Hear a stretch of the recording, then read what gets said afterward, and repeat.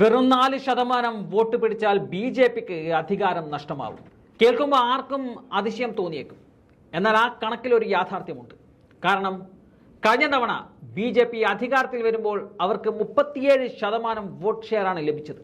കോൺഗ്രസിന് 20%വും ബാക്കിയുള്ള പാർട്ടികൾക്കൊക്കെ 5%-ത്തിൽ താഴെയുമാണ് vote share ഉള്ളത്. ഇത്തവണ ഇന്ത്യ സഖ്യം ഒറ്റക്കെട്ടായാണ് മത്സരിക്കുന്നത്. കഴിഞ്ഞ തവണ വെറും 2% മാത്രം വോട്ട് ഷെയർ ഉണ്ടായിരുന്ന സമാജ്വാദി പാർട്ടിക്ക് ഇത്തവണ വോട്ട് ഷെയർ കൂടുമെന്നതിൽ ആർക്കും തർക്കമില്ല. നിയമസഭാ തെരഞ്ഞെടുപ്പിൽ നല്ല തിരിച്ചുവരവ് നടത്തിയ അഖിലേഷ് യാദവിന്റെ പാർട്ടിക്ക് ഈ ലോക്സഭാ തെരഞ്ഞെടുപ്പിൽ നല്ല മുന്നേറ്റം നടത്താൻ സാധിക്കും.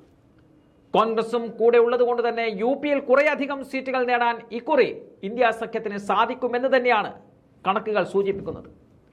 ഒടുവിലത്തെ കണക്ക് പ്രകാരം ബി.ജെ.പിയുടെ ആഭ്യന്തര സർവേയിൽ 50+ സീറ്റാണ് എൻ.ഡി.എക്ക് പറയുന്നത്. അവിടെ തന്നെ മനസ്സിലാക്കാൻ സാധിക്കും എത്രമാത്രം പ്രതിരോധത്തിലാണ് ബി.ജെ.പി എന്നത്. ബീഹാറിൽ ആർ.ജെ.ഡിക്ക് കഴിഞ്ഞ തവണ സീറ്റുകളില്ലായിരുന്നു.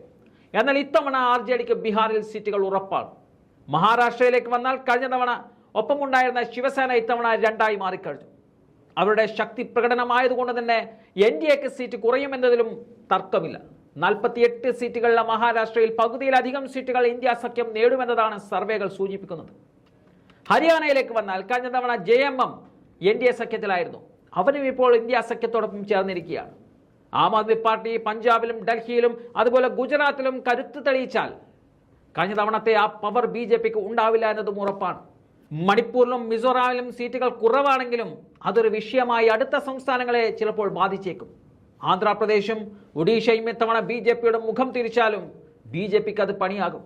അതുകൊണ്ട് തന്നെ ഇത്തവണ 4% വോട്ട് ബി.ജെ.പിക്ക് കുറഞ്ഞാൽ, അതായത് 32%-ഓ അല്ലെങ്കിൽ 33%-ത്തിലോ ബി.ജെ.പിയെ പിടിച്ചുകെട്ടാൻ സാധിച്ചാൽ ഇത്തവണ ഇന്ത്യ മുന്നണി അധികാരത്തിൽ വരുമെന്നതിൽ സംശയമില്ല.